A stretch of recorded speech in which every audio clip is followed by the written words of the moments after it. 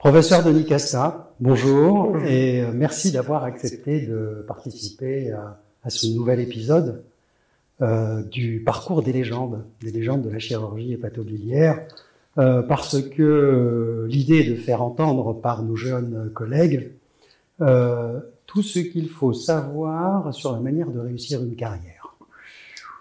Un vaste programme, j'entends bien, et tout savoir sur ceux qui ont écrit une page, un segment de la chirurgie hépatobiliaire. Et vous, professeur Denis Casta, vous avez écrit une page très particulière, je pense, de la chirurgie hépatobiliaire. On y reviendra. Je veux parler de l'apport du geste percutané dans la prise en charge des pathologies hépatiques et des pathologies biliaires. Alors, avant d'entrer dans le détail de ces progrès que vous avez amenés, j'aimerais, à l'instar des invités précédents, que vous vous présentiez. Sans faire du voyeurisme, je pense que ceux qui nous entendent, ceux qui nous écoutent, qui sont jeunes, encore une fois, veulent savoir dans quel milieu vous avez grandi, comment vous est venue l'idée de faire de la médecine, pourquoi avoir choisi la chirurgie et pourquoi finalement avoir orienté votre parcours vers la chirurgie du foie et des voies biliaires. Alors, pour vous répondre, peut-être en exergue qui pourrait presque tout résumer, pour moi, il n'y a pas de plan de carrière, il n'y a que le kairos. Il faut savoir attraper par les cheveux l'occasion quand elle se présente. Ça veut dire quand même d'être très attentif à tout ce qui se passe, mais finalement, et pour terminer cette petite ou très courte introduction, tous mes amis qui ont fait des plans de carrière se sont trompés. C'est ça. Presque. Ouais. Et dans ma vie professionnelle, heureusement que j'ai pas fait de plan de carrière. Alors, pour commencer au début, mon père était chirurgien. Un grand chirurgien, il faut le dire. Le professeur Castin, celui qui a écrit Le Brison et Castin. Absolument. et était professeur d'orthopédie à Tours. Donc, en fait, j'ai fait mes études secondaires à Tours. Et puis, quand une fois passé le bac, quand il s'est agi de décider de ce que j'allais faire, à l'époque, je voulais faire de la recherche médicale ou être dans un laboratoire. En tout cas, pas être avec du contact aux malades ou de choses comme ça. Et mon père, qui avait un certain nombre de principes de temps en temps, m'a dit, écoute, tu veux faire ta médecine, bon, très bien, pas de problème, tu peux la faire où tu veux, mais tu ne la feras pas à Tours. Je suis professeur dans cette faculté, je veux pas entendre parler de quoi que ce soit et tout. Et si j'ai juste un conseil à te donner, c'est d'aller la faire à Paris. Alors, lui avait fait ses études à Paris, était ancien interne, ancien chef de clinique, donc il connaissait bien. Et donc, je me suis dit, oui, Paris, finalement, c'est sympa. Donc, j'ai commencé mes études de médecine, en fait, à Paris. D'accord. Alors, la particularité, on va dire, de mes études de médecine, c'est que je les ai commencées en 1968. Année favorable. Année favorable et défavorable. Oui. Favorable pour plein de choses, on s'est bien amusé. Défavorable parce que les examens de première année, on a dû les passer en décembre.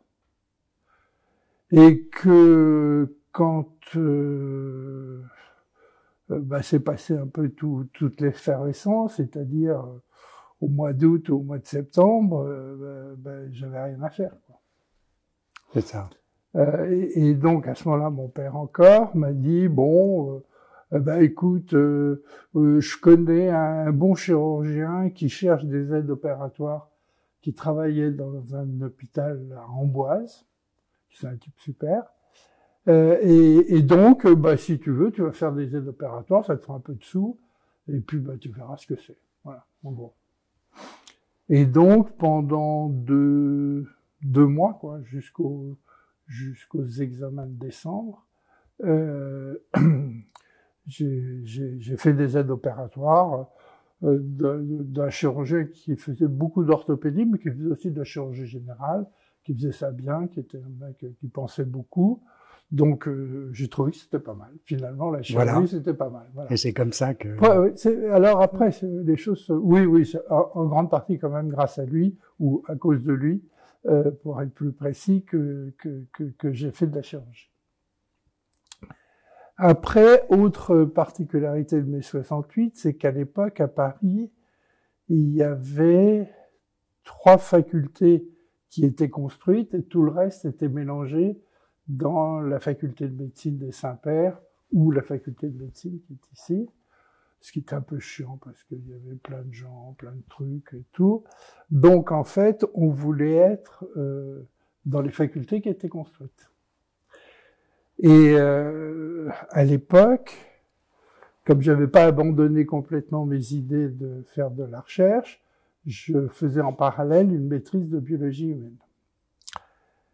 Et donc, le groupe de TP qu'on avait, il y avait on était une vingtaine à peu près, et un des chefs de file qui s'appelait Hervé Sors, qui était le fils du pneumologue de la Pitié, donc quelqu'un de truc, bien introduit, a dit il n'y a pas de moyen qui va nous refuser ça, je vais aller les voir et je vais leur dire qu'on est un groupe de TP et qu'on veut pas être séparés. Alors il est allé à la Pitié, qui était construite, il est allé à Cochin, c'était Merle d'Aubigné à l'époque, qui était le doyen. Et puis, la dernière, c'était peut-être Saint-Antoine, qui était construite aussi. Et Merle d'Aubigné, Cochin dit, d'accord, je vous prends. Je vous prends les 20.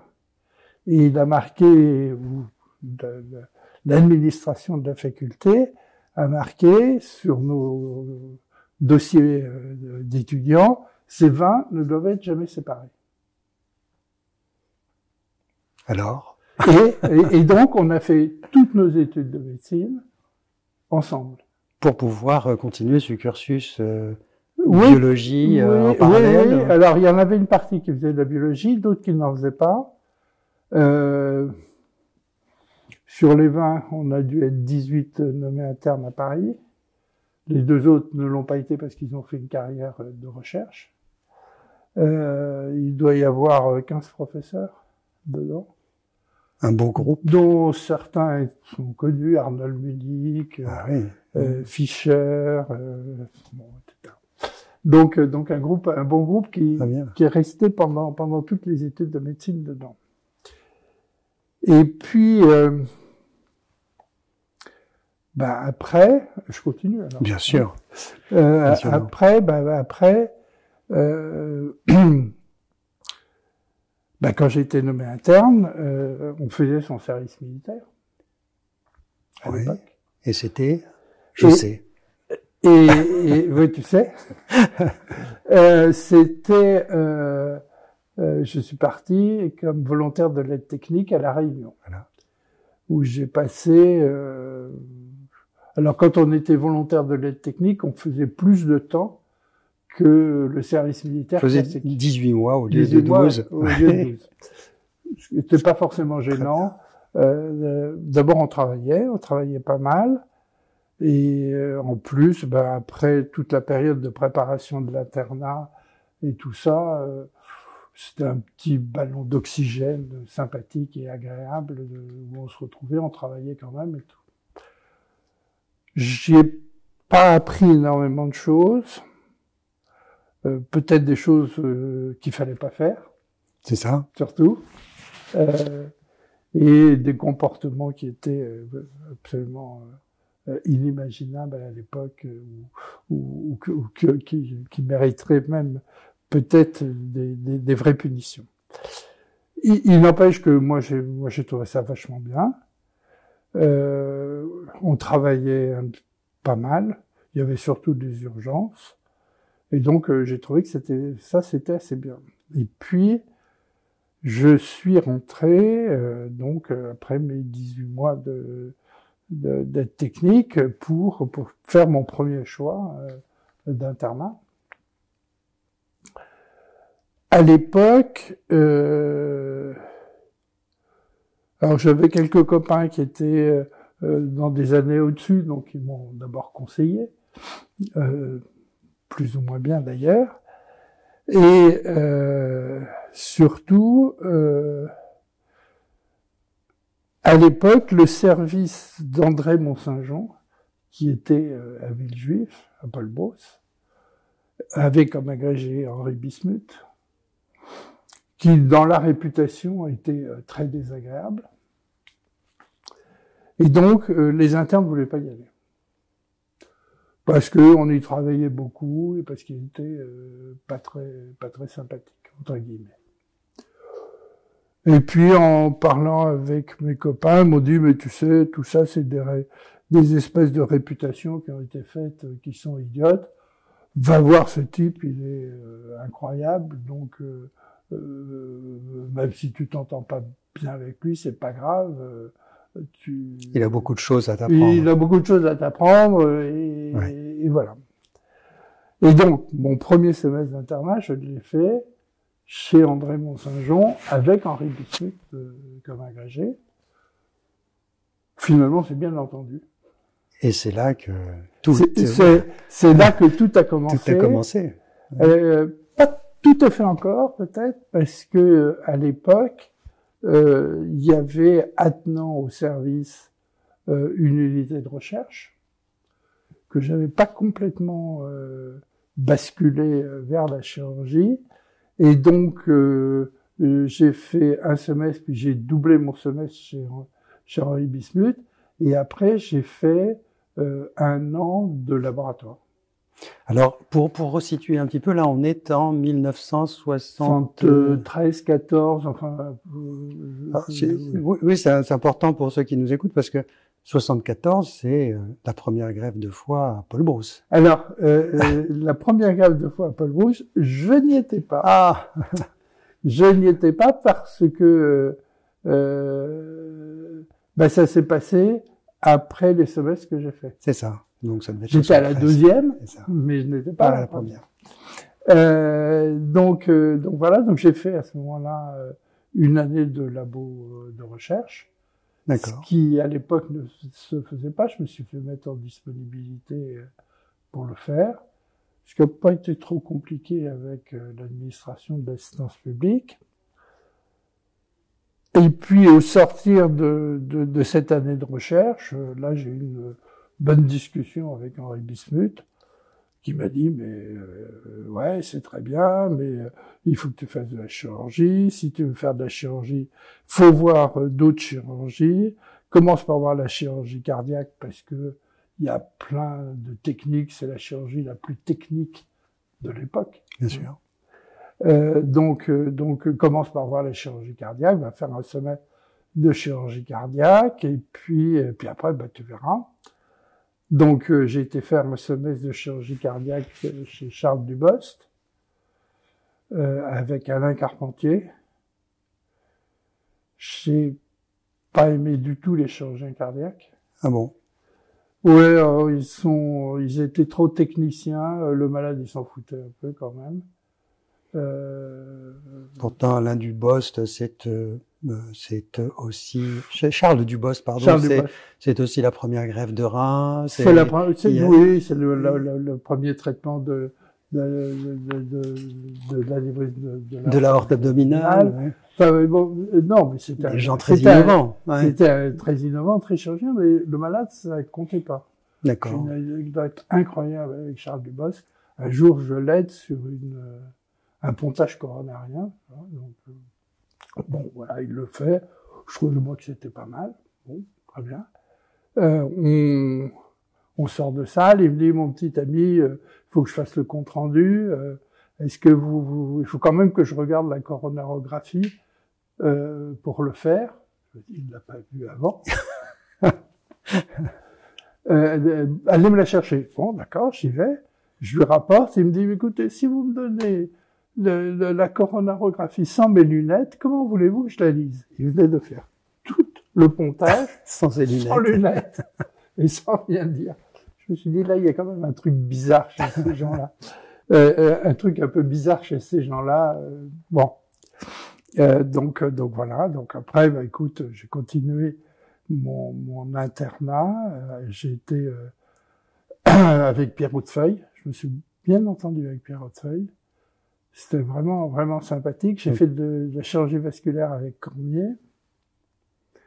Et puis avec l'idée de retourner après de retourner chez Bismuth, oui, bien sûr. C'est ça. À l'époque, c'était assez clair. Et puis quand je suis arrivé à ma fin d'internat, on avait été internes ensemble avec Didier Houssin et Henri Bismuth, que j'ai été voir à la fin de l'internat pour voir un peu comment ça allait se dérouler, m'a dit, écoute, s'il y a un poste de professeur, c'est pour Didier Houssin, c'est pas pour toi. Si tu veux venir, on se débrouillera. Mais déjà, en fin d'internat, c'était... on voyait loin, quoi. Il a été très très clair avec moi. D'accord. Alors moi, je voyais loin, oui, enfin bon, je me disais... si je veux rester, ça me plaît, ça m'amuse, mais il faut que j'ai quand même quelque chose pour rester. Et à ce moment-là, un des chirurgiens de Tours m'a contacté juste à la fin de mon internat en me disant si tu veux venir, je te prends comme chef de clinique et je te nommerai professeur dans les 2 ans, 3 ans, 4 ans qui suivent. Je me dis, ah bon, c'est bon, pourquoi pas, etc., etc. Enfin bon, je me dis quand même, il faut que j'aille voir. Et à ce moment-là, pour y aller comme interne, j'ai fait une médaille d'or de l'internat. Et une fois que j'ai été nommé, en fait, j'ai eu la médaille d'argent, j'ai pas eu la médaille d'or. J'ai dit aux gens de Paris, en fait, ma médaille d'or, je veux pas la faire ici, je veux la faire à Tours, dans le cadre des échanges d'internes. Ce qui s'était jamais vu, les gens m'ont regardé avec des grands yeux. Ça n'a pas dû être apprécié, ça. Pas vraiment. Faut dire que juste avant, j'avais été voir l'œil, en lui disant, ah, j'aimerais bien faire ma médaille d'or chez vous, etc., etc. Et il m'avait regardé, il m'avait dit, avec le patron que vous avez, je crois que j'ai rien à vous apprendre. Je me suis dit, ces deux-là s'aiment pas. Et franchement, et là, à l'époque, il a toujours été l'un des grands décideurs de la chirurgie de Paris. Donc tout ça fait que j'avais ma voie toute tracée à Tours, finalement. J'y vais. Et alors là, je sais pas comment dire ça. En fait, j'avais un beau-frère qui était très très fort, qui avait été interne de Paris et qui s'était installé comme chirurgien dans le privé, dans une grosse clinique à Tours. Très bien. Très bien, et ça marchait bien et tout. Donc j'ai été à Tours comme interne, et en fait, je me suis aperçu qu'on faisait exactement la même chose que dans la clinique privée de mon beau-frère. Je me suis dit, je suis pas un mec jaloux du tout. C'est pas du tout mon défaut personnel. Mais voir quelqu'un qui gagne 4 fois plus que moi et qui fait la même chose et qui s'amuse autant, non. C'est pas rentable. C'est pas pour moi. C'est pas pour moi. Ça va entraîner une catastrophe. Ce qui fait que j'ai dit aux gens de Tours, non. J'ai retourné voir Bismuth, je lui ai dit, je m'en fous complètement, parce que proposez-moi quelque chose qui me permette de vivre, mais je veux rester avec vous, et voilà. Point. D'accord.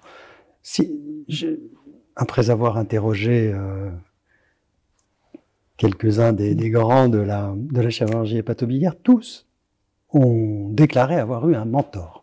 Quelque chose de très important, de très déterminant dans une carrière, quand on est jeune, fertile, perméable à tout, qu'on a travaillé, qu'on est intelligent, qu'on aime travailler, il faut quand même une petite lumière. Alors, bon, pour moi, c'est Henri Bismuth. Henri Bismuth, oui, très bien. Ouais. C'est certain. Je l'ai connu dès ma première année d'internat. J'allais le voir régulièrement, je continuais à aller le voir, même si j'étais pas interne dans le service. Et donc, quand s'est posé le problème de savoir où j'allais aller comme chef de clinique, j'étais le voir, je lui ai dit, ben maintenant, offrez-moi un poste de chef de clinique et je viens. Voilà. Et il l'a fait. Et il l'a fait. Il l'a fait, oui, très bien. Puis tout ça s'est bien passé en me disant, t'as pas d'avenir, ou t'as pas d'avenir tout tracé, puisque c'est Didier Houssin pressenti, qui est là, qui était aussi chef de clinique à l'époque, donc et que c'est à lui que j'ai dit que voilà. Et puis ben on s'est bien amusé quand même parce qu'il y avait pas mal de choses à faire, puis il y avait tout le développement de la greffe de foie, quoi. C'est ça. Plus la chirurgie du foie quand même aussi qui avançait pas mal. Et alors juste pour terminer, pour reprendre le début de mon introduction, alors que si j'avais fait un plan de carrière, j'aurais certainement pas choisi ça. Je l'ai choisi parce que ça me plaisait, parce que ça m'amusait, puis je me suis dit, je m'amuse et puis on verra bien ce qui adviendra. Au bout de 2 ans, Didier Houssin a dit, je m'en vais, et puis tout s'est ouvert. Voilà. tout s'est ouvert devant moi, et donc à ce moment-là. Vous avez saisi l'opportunité. Voilà. C'est ça, le Kairos, complètement. Alors, dans ce temple de la chirurgie du foie, qui est à la pointe de ce qui se fait dans le monde, hein, où on innove sans arrêt, on fait de la transplantation hépatique, où on aime opérer manifestement, on aime le foie, cet organe que l'on dissèque. Comment vous est venue l'idée, l'envie de développer ce qui est votre marque de fabrique, la chirurgie percutanée? Eh ben pareil, c'est l'opportunité. En fait, Paul Bos, c'est un petit hôpital. En fait, c'est un petit hôpital. Il y a 500 lits de vieux. Il y avait 250 lits d'aigus. À l'époque, il y avait un service de médecine interne, un service de néphrologie, un service d'oncologie et le service de chirurgie d'Henri Bismuth, d'abord d'André Mont-Saint-Jean, puis ensuite d'Henri Bismuth. Et tout s'est fait par des opportunités. La première, c'est que on peut pas faire de la chirurgie du foie sans prendre la transplantation, sans avoir une réanimation conséquente. Donc, on a créé des lits de réanimation. Dans le service de chirurgie. Dans le service de chirurgie. C'est ça, avec des chirurgiens. Avec des chirurgiens, et j'ai pris, comme tous mes collègues, enfin de l'époque, René Adam particulièrement, des gardes en réanimation, en plus des gardes de chirurgie, parce qu'il fallait faire tourner la réanimation, voilà. Donc ça, c'était une première opportunité, et c'est assez amusant, et je trouve que c'est pas mal d'avoir d'avoir une vision un petit peu plus large des choses, même si probablement, en tant que réanimateur, je devais pas être très très bon, mais pendant les gardes, on arrivait à régler un peu les problèmes. Et la chirurgie percutanée, c'est exactement la même chose. C'est-à-dire que, en fait, il y avait un service de radiologie avec un radiologue plan-plan. Il faisait ce qu'il avait appris à faire et pas plus. Et donc, là, c'est Henri Bismuth qui, revenant d'un voyage au Japon, avait passé quelque temps avec Hasegawa, et est revenu, il m'a dit, tu sais, il y a un truc quand même incroyable. Au Japon, ils font des échographies et on voit le foie pendant les opérations. Et comme on n'a pas de bons échographistes, ou du moins les radiologues du service d'échographie veulent pas venir, ça les intéresse pas, ça les fait suer. Il faut faire soi. Bah, tu devrais t'y mettre. Donc pendant quelques mois, j'ai été faire des échographies percutanées à droite à gauche avec les radiologues. Oui, avec les radiologues qui faisaient les échographies. Et donc à ce moment-là, on a développé l'échographie péropératoire. Finalement assez vite et dans des bonnes conditions. Et c'est devenu l'outil indispensable de la chirurgie hépatique de manière parfaitement claire. Alors, une fois qu'on possède un peu de connaissances échographiques, c'est vrai que c'est plus facile de passer au percutané. Et ça aussi, ça s'est fait progressivement. Il fallait faire des biopsies. Les radiologues ne voulaient pas faire des biopsies. Donc on a fait des biopsies. Puis est apparue d'abord la cryothérapie. On a dit on va essayer quand même de faire des traitements par cryothérapie des tumeurs du foie. Puis la radiofréquence, puis les choses. Et puis toute la chirurgie percutanée vasculaire. D'abord les TIPS, où on a été probablement avec Père Arnaud les premiers à le faire. Oui. Les premiers à le faire. Et puis ensuite les embolisations, enfin tout ce qui est l'attirail maintenant du traitement percutané. J'ai un seul regret, c'est que quand j'étais à la fin de mon clinica, je voulais faire de l'endoscopie et de la sphinctérotomie endoscopique et du cathétérisme, enfin tout ça. J'avais été voir à l'époque,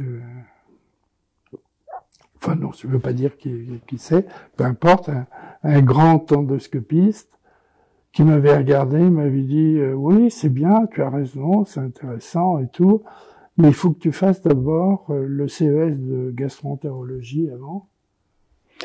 Alors ça, c'est un discours qu'on continue d'entendre aujourd'hui, qui est exactement le même. Ce qui est idiot. Enfin bon, peu importe. Et là, j'ai probablement pas été assez teigneux parce que il y avait des gens, en particulier en Belgique, qui étaient des chirurgiens qui faisaient de l'endoscopie interventionnelle. Donc j'aurais dû y aller 1 mois, 2 mois. Pour apprendre la technique, puis ensuite le faire. Hein. Voilà. Alors là, j'ai une petite question. Quand on opère avec les mains dans le ventre, quand on est l'excellent chirurgien que vous êtes, comment est-ce qu'on a le courage de passer des heures, s'il le faut, à essayer de cathétériser un petit orifice qu'on pourrait aborder en 10 minutes, en ouvrant? Oui, évidemment. Il y a le défi qu'on se lance. Il faut que j'y arrive. C'est ça. Il y a ça. En fait, j'aime bien le bricolage tuyau, fil, leader métallique, passer dans un sens, dans l'autre, arriver à imaginer. Il y a une chose qui me frappe, ou qui m'a frappé maintenant, peut-être moins, c'est que il y a des gens qui ont la vision 3D sur un écran de télévision direct et d'autres qui ne l'ont pas. C'est ça. Moi, je l'avais. L'orientation spatiale. L'orientation spatiale, c'est devant, c'est derrière, c'est à droite, c'est à gauche. Et c'est sûr que quand on l'a pas, c'est très rébarbatif. Et on s'aperçoit que pour l'acquérir, c'est très difficile. et qu'il y en a qui n'y arrivent pas. Donc on est doué ou pas? Oui, c'est ça. Enfin, oui, c'est ça, qu'on a cette prédisposition particulière. Oui, absolument. Moi, je pense qu'à travers cette chirurgie percutanée, cette chirurgie à distance, donc commence à s'éloigner un petit peu du ventre, dans lequel, et ça c'est vous qui l'avez dit un jour, le chirurgien ne va pas passer sa vie à les deux mains dans le ventre. C'est pas inscrit comme ça dans l'histoire. Ça n'est pas possible. Donc il faut se reculer. A posteriori, je me dis que l'histoire vous a donné raison, hein, parce que on prend de la distance. Ça a été la célioscopie. Oui. C'est aujourd'hui le robot. Et j'aimerais avoir votre jugement sur la chirurgie hépatobiliaire, célioscopique, par rapport à la voie ouverte et l'avènement du robot dans tout ça.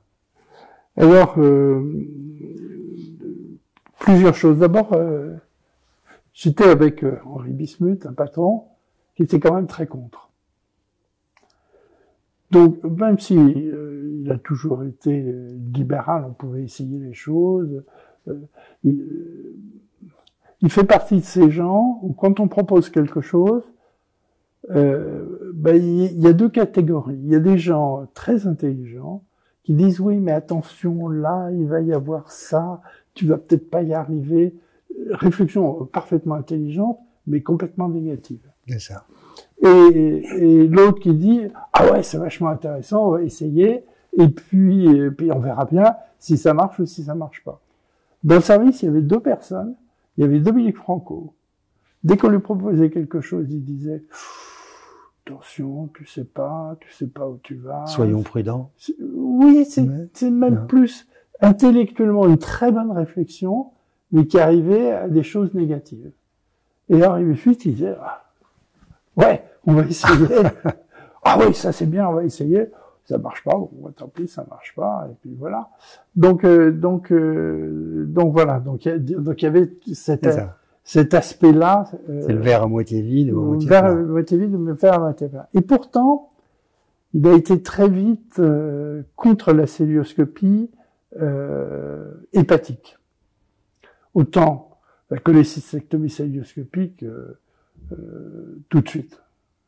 Immédiatement. Hein. Il a dit oui, même s'il y avait quelques catastrophes qui faisaient la une des journaux médicaux.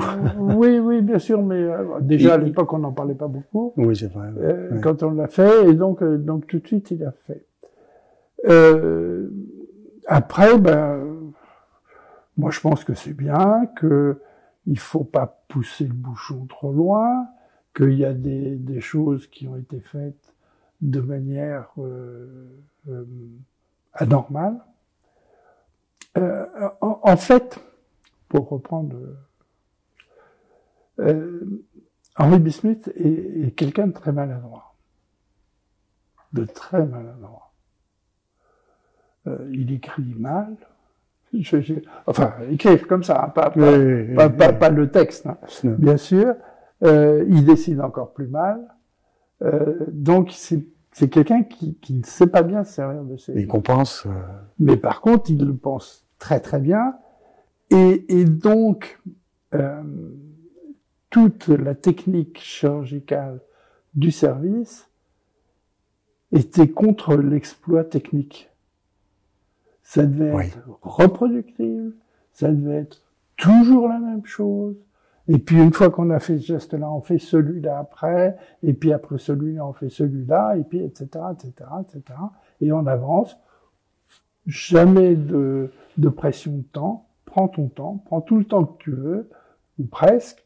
Donc très très très particulier. On a été vraiment élevé comme ça.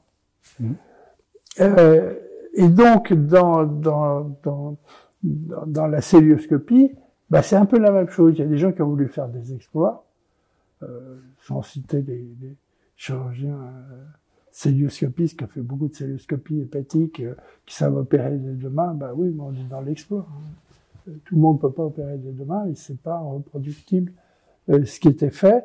À la limite, c'est une mauvaise chose de le montrer aux gens. Qu'on le fasse, bon, très bien, au contraire, parfait. qu'on dise aux gens, je vais vous apprendre à opérer des deux mains, non, parce que les gens sont pas capables d'opérer des deux mains. Donc je dois réfléchir ma technique de manière à ce que ce soit quelqu'un qui soit droitier, mais pas forcément très habile pour opérer. Et je trouve que dans la cœlioscopie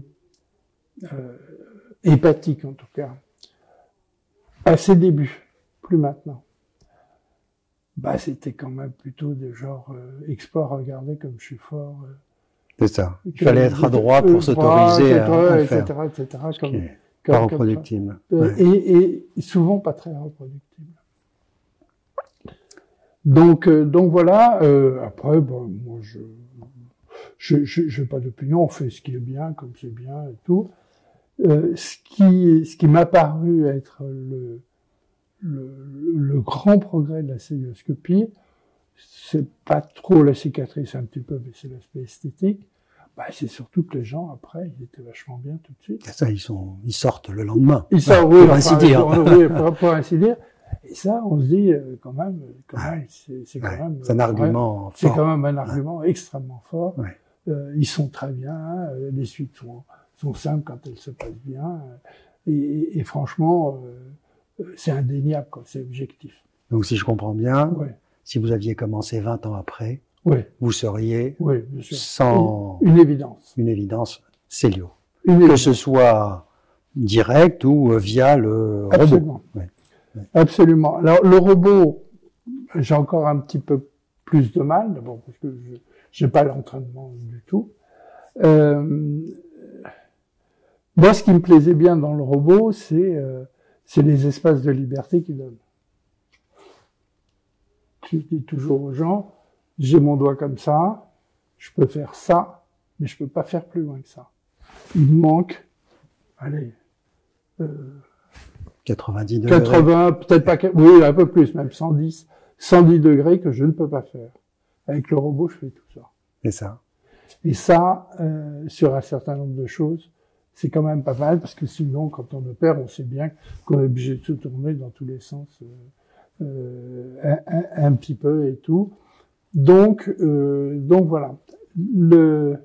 Que ce soit le robot ou que ce soit la cœlioscopie, pratiquement dès que j'ai été chef de clinique, j'ai commencé à opérer avec des loupes. Je trouvais qu'on voyait pas bien. Je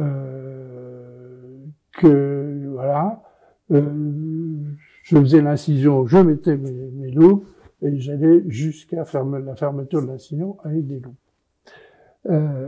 Je trouvais ça très bien. C'est un conseil qu'on peut donner à nos jeunes spectateurs. Très, très clairement. Et d'ailleurs, dans le service, assez vite, tous les chirurgiens mettent des loupes tout le temps. Et tout l'aspect magnification et belle vision, que ce soit de la cellio ou que ce soit du robot, on l'avait déjà. C'est ça. Entre guillemets, hein. On l'avait déjà. Donc cet aspect-là n'a pas paru flagrant, on va dire. Alors la chirurgie hépatique percutanée par le chirurgien, c'est un concept tout à fait intéressant et on ne voit pas vraiment comment ça aurait pu naître autrement, mais on se rend compte qu'avec le temps, ça n'a pas pris autant qu'on le souhaiterait et c'est repassé, si je puis dire, dans le camp des endoscopistes, dans le camp du côté des endoscopistes et des radiologues. Oui. Alors, c'est un petit peu. Je ne veux pas opposer les deux époques, bien sûr, mais je veux peut-être évoquer là maintenant l'idée qui est discutée beaucoup à l'Académie de chirurgie, à l'Académie de médecine, que demain, il n'y aura peut-être plus de médecins et de chirurgiens, mais qu'il y aura des médecins interventionnistes ou non interventionnistes. Est-ce que oui, moi ça me plaît beaucoup, c'est-à-dire que d'abord je crois que tous les progrès se font aux intersections des disciplines. Quand les deux disciplines, et puis c'est le petit bout qui est commun, où là il y a plein de trucs qui apparaissent à ce moment-là. Et donc être que radiologue, être que endoscopiste ou être que chirurgien, ça ne fait pas progresser. C'est pas bon. Ouais. C'est pas bon, c'est pas bon. Deuxièmement, quand on possède la technique percutanée, cathétérisme, etc., ben, il y a certaines situations en péropératoire où on est bien content de pouvoir mettre une prothèse dans les voies biliaires, je sais pas quoi. Enfin, il y a un certain nombre de gestes que l'on peut faire. L'exemple le plus caricatural, c'est la combinaison hépatectomie à radiofréquence. Il faut savoir faire, enfin, un chirurgien hépatique maintenant, qui ne sait pas faire une radiofréquence, c'est-à-dire repérer la lésion à l'échographie, guider son aiguille, faire la radiofréquence, il perd tout un pan de traitement, et c'est pas le radiologue qui va venir s'habiller, ou alors on est dans des situations qui sont des situations un petit peu folles. Alors, pardon de vous interrompre là, mais cette évolution des choses n'est-elle pas associée à l'hyperspécialisation nécessairement? Bien sûr. Et dans ces conditions, saura-t-on demain gérer toutes les situations? Parce que les détracteurs de cette évolution vous rebattent les oreilles en disant oui, mais si on ne fait que, par exemple, de la cholécystectomie par voie cœlioscopique, s'il y a un problème, nos jeunes chirurgiens ne sauront plus ouvrir un ventre. Oui, comment voyez-vous l'évolution des choses? Ça, c'est un vrai sujet. Hein. C'est un vrai sujet, en tout cas pour la cholécystectomie, c'est une évidence. Oui. Je suis évidemment tout à fait d'accord, et je pense donc qu'il faut qu'il y ait quand même un certain nombre d'apprentissage. Alors, est-ce que c'est de l'entraînement sur l'animal? Est-ce que c'est de la vraie simulation le jour où ça sera bien fait? Pourquoi pas, hein? Mais il faut quand même que les chirurgiens sachent faire une conversion dans des bonnes conditions. Ça, c'est un premier plan. Mais il y a le deuxième plan, alors, qui effectivement est peut-être, spécialisé, mais en même temps, le traitement des métastases hépatiques qui, pendant un temps, a été limité à des services très spécialisés comme le vôtre, comme le nôtre, enfin, etc. Maintenant, on s'aperçoit que ça s'est quand même largement démocratisé, que les gens font ça très bien, et pourquoi pas, hein. Et que à ce moment-là, ils vont se trouver avec ce problème des métastases bilatérales, la radiofréquence combinée, s'ils le font pas dans le même temps, ben, c'est toujours un peu plus compliqué, puis c'est dommage de pas le faire.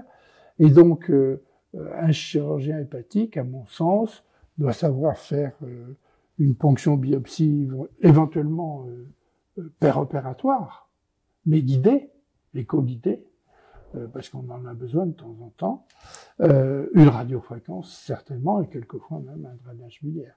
Donc, la chirurgie se diversifie, et toute cette partie, encore une fois, ce qui était idiot, c'était d'opposer les gens.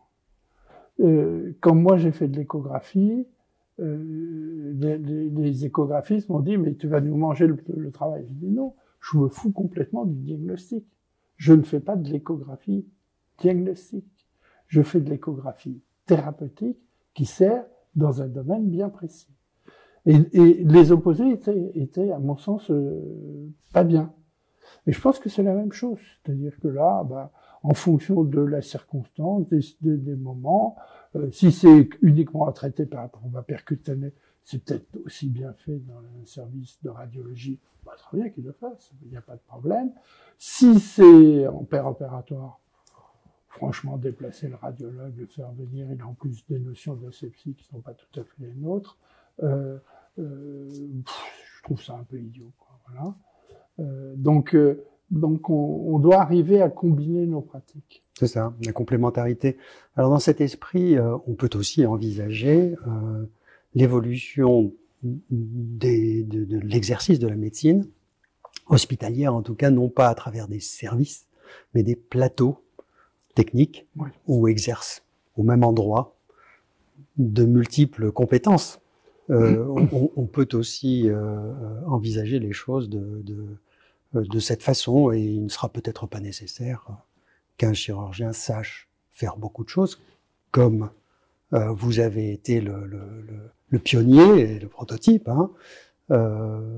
Peut-être faut-il voir aussi dans l'organisation du soin une solution à la... Oui, je suis assez d'accord. Enfin, je suis d'accord. C'est en fonction là des circonstances. Des circonstances, locales. Oui, c'est ça. Des circonstances locales. Oui, bien sûr. Moi, ce qui me paraît indispensable, heureusement, c'est quand même bien passé, mais peut-être pas encore tout à fait, c'est la discussion d'égal à égal entre le radiologue, l'endoscopiste, le chirurgien. Est-ce qu'il vaut mieux là le traiter par radiofréquence percutanée? Est-ce que non, mais finalement peut-être plutôt par une opération ou peut-être plutôt par je sais pas quoi, une endoscopie sophistiquée. On discute bien et avec pas d'ego trop surdimensionné ou quoi que ce soit. Quand on discute tous les jours c'est ça. Des choses, bon, après, chacun dit, oui, mais là, moi, je pense que j'y arriverai pas, ou là, je pense que j'y arriverai, etc., etc. Et cette discussion pluridisciplinaire, alors ça peut être le plateau technique, à condition que les gens aient l'habitude de travailler ensemble. Ensemble, oui. Et c'est là où, quelquefois, c'est pas très facile, mais il faut que les gens aient l'habitude de travailler ensemble. Alors, ce qui me plaît beaucoup dans votre parcours, c'est que finalement, vous n'étiez pas forcément destiné à faire de la chirurgie, de la médecine d'abord, de la recherche. Vous avez fait de la médecine, puis vous avez fait de la chirurgie. Vous n'étiez pas destiné du tout à être professeur de chirurgie dans le service d'Henri Bismuth. Et c'est vous qui lui avez succédé. C'est vous qui lui avez succédé au centre hépatobiliaire. Comment ça s'est passé? C'est difficile de succéder à Henri de Bismuth? C'est difficile de dire, bien sûr, c'est difficile. C'est difficile d'abord parce que c'est une personnalité extrêmement forte. C'est difficile à tout point de vue, mais en même temps, 2 ou 3 éléments. Le premier, ce qui a fait la difficulté, mais en même temps peut-être l'avantage, c'est-à-dire d'être un service dans un petit hôpital où il n'y avait rien d'autre et où, allez, tous les ans, l'assistance publique disait il faut qu'on ferme le service de chirurgie de Paul Brousse parce que c'est pas rentable, fait que il y avait une notion d'équipe qui, en tout cas à l'extérieur, se défend. À l'intérieur, on peut avoir toutes les discussions qu'on pouvait avoir, ou les bisbilles, ou je sais pas. Mais on n'en laisse rien paraître. Mais on n'en laisse rien paraître, et à l'extérieur, c'est un bloc qui est inattaquable. C'est ça. Et ça, c'est la culture du service depuis toujours, probablement lié à la personnalité d'Henri Bismuth et ses conflits qu'il pouvait avoir avec un certain nombre de gens, et à la particularité de l'hôpital Paul Brousse, où en fait on a une aberration complète, encore maintenant, par rapport à un hôpital normal. Donc tout ça fait que de lui succéder, le groupe, de toute façon, était d'accord. Donc le groupe a fait que c'était plus facile. Tout le monde poussait la charrette. Oui, tout le monde poussait la charrette dans le même sens. Dans le même sens, oui. Dans le même sens, et il n'y a pas eu de conflit, comme on a pu voir, de gens qui se déchirent et des services qui explosent complètement. Pas du tout. C'est le groupe, en tout cas. Et en reprenant la maison, vous vous êtes sans doute fixé des objectifs, disant voilà, il y a des choses que je souhaite que l'on développe pendant mon règne. Mais c'est ainsi que c'est vu, en tout cas de l'extérieur. Justement, c'est relativement, c'est pas tout à fait ça. D'abord parce que c'est un service qui a grossi petit à petit, et donc qui est devenu un service médico-chirurgical avec des médecins, et des médecins à très forte personnalité, on va dire, et un service de réanimation, il y a 15 lits de réanimation, et un service de chirurgie. Autrement dit, celui qui est à la tête de ça, s'il dit à un médecin, tu sais, je pense qu'il faut que tu fasses ça. Oui, ça marche pas. Ça peut pas marcher comme ça. En tout cas, ça peut pas, ou pire encore, en réanimation, ça peut pas marcher comme ça. Autrement dit, la structure du service, totalement pluridisciplinaire, oblige à des concessions, des discussions, des prises de position. Les choix que nous avons faits ont été toujours des choix faits par les différentes composantes du service de manière claire. Ce qui fait que quand on dirige, on ne se sent pas, roi ou monarque absolu, mais plus dans une démocratie qui fonctionne bien. C'est ça. Et tous discutent. Tous se discutent sur beaucoup de choses. Il y a eu plein de discussions, de savoir d'abord si on restait à Paul Brosse ou pas, si on faisait des demandes de sortir de Paul Brosse, ensuite de quelle évolution, est-ce qu'on construisait un service de médecine ou pas un service de médecine, comment on pouvait faire pour nommer un professeur agrégé de médecine dans un service de chirurgie. Ça a été des discussions au début qui ont été des vraies discussions. Ouais, je comprends. On a expliqué aux chirurgiens que, mais non, c'était normal dans notre structure à nous qu'il y ait un professeur de médecine, etc., etc., etc. Et tout ça se faisait de manière de discussion. Alors des vraies discussions de temps en temps. De temps en temps, c'était des fortes discussions, mais qui se passaient bien. On a eu des discussions quand il s'est agi d'accueillir Daniel Cherki, qui certes était de la maison, mais n'était pas de la maison. Donc en fait, est-ce qu'il allait adhérer au projet tel qu'il était, ou est-ce que ça allait faire une sécession?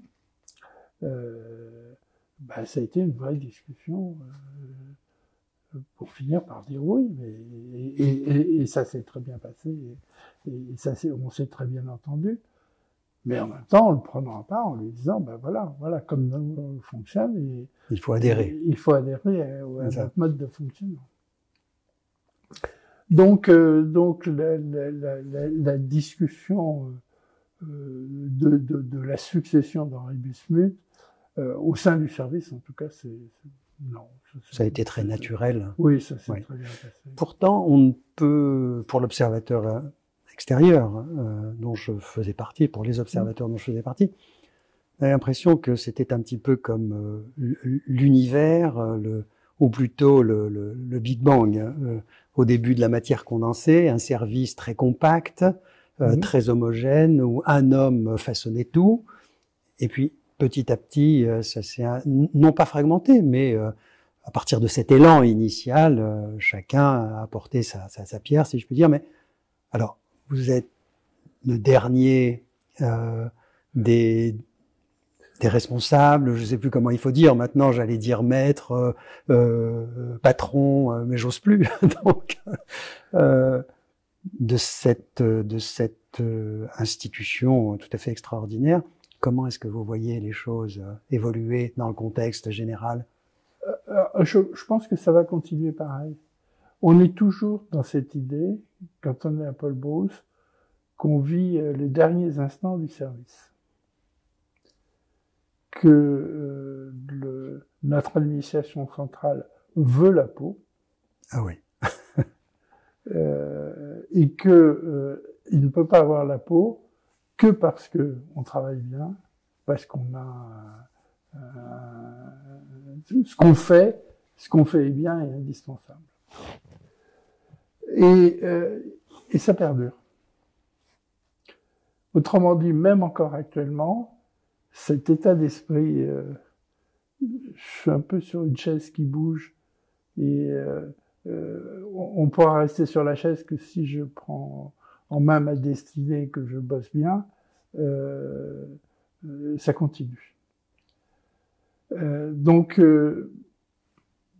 moi j'ai l'impression, alors après, il y a des personnalités différentes, il y a des gens différents qui s'agrègent, qui viennent pas, ou qui restent, qui ont chacun une vision ou un développement qu'ils vont faire.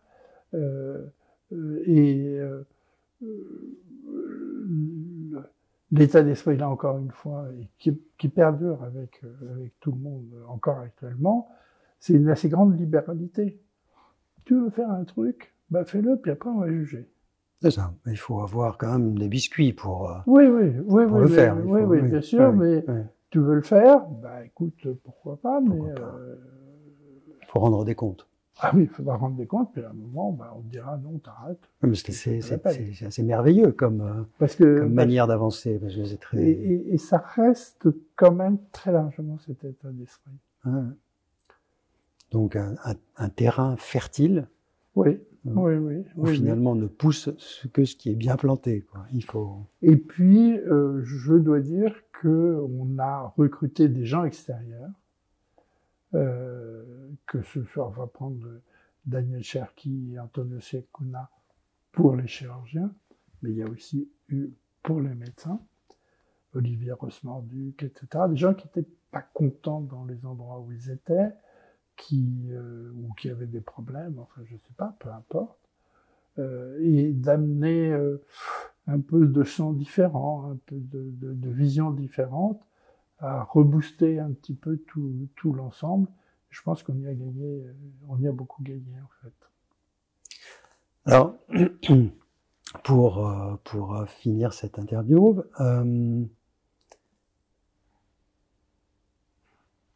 ça passe vite, une carrière. Très vite. Très vite, ça se et de plus en plus vite à la fin. Et de plus en plus vite à la fin, oui. Alors, Peter Medawar, que vous devez connaître, qui est un chercheur qui a eu le prix Nobel donc en immunologie, en médecine, physiologie en 1960, a écrit, juste après avoir eu son prix Nobel, un petit ouvrage qui est merveilleux, qui est Conseil à un jeune chercheur. Si vous deviez donner quelques conseils à un jeune chirurgien, c'est pas un piège du tout, c'est voilà, comme ça, c'est avec le cœur, que lui proposeriez-vous? Juste une petite digression. Au moment du confinement, on se retrouve coincé chez soi, puis on se dit qu'est-ce que je veux faire, voilà quoi, enfin. Et à ce moment-là, j'avais depuis très longtemps une idée de faire un abécédaire pour les chirurgiens. En disant, on vous fait plein de livres de techniques, plus ou moins sophistiqués, plus ou moins difficiles à lire, plus ou moins difficiles à faire, mais la base initiale, vous la connaissez pas, ou vous l'avez jamais faite, et on la trouve pas. Donc je me suis dit, je vais écrire un abécédaire pour les chirurgiens. Alors j'ai commencé, et puis au bout d'un certain temps, je tournais un petit peu en rond. Donc, j'ai téléphoné à Laurent Chiche. J'ai dit, Laurence, est-ce que tu veux faire avec moi? Elle m'a dit oui. Et elle m'a dit, au bout d'un certain temps, quand on a commencé à mettre le travail ensemble, elle m'a dit, il faudrait faire non seulement un abécédaire technique, mais il faudrait faire un abécédaire de principe de la chirurgie pour tout le monde. Et donc, on a écrit notre livre. Et notre livre, il est sorti il y a quelques mois, qui est un abécédaire principe et technique de chirurgie. On le trouve comment? Élémentaire. Alors, il est édité chez Elsevier, Masson. Donc on le trouve chez Elsevier, Masson. Et il y a, on a essayé de mettre des choses pour des tout jeunes chirurgiens. comment je fais un nœud, qu'est-ce que c'est qu'un fil, C'est ça. Comment je dois m'installer sur une table d'opération, quelle est la bonne attitude à avoir. Et puis après, dans les principes, alors pour prendre quelque chose que tout le monde peut comprendre, tutoiement. Qui j'ai le droit de tutoyer, qui j'ai le droit de vouvoyer.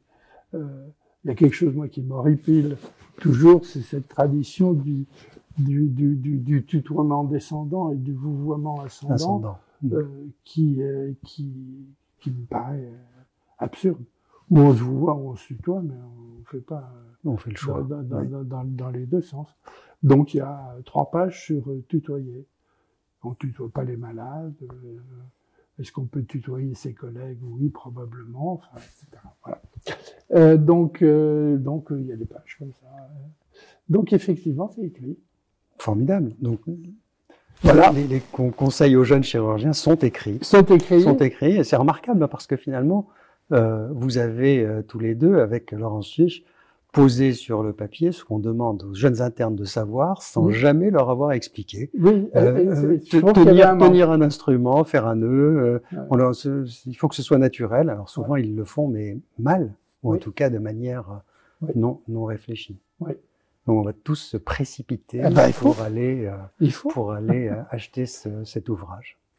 Denis Castin, merci infiniment pour cet très agréable moment passé ensemble. Merci aussi à vous de m'écouter. Mais les conseils seront non seulement écoutés, mais adoptés aussi. Adoptés. Merci.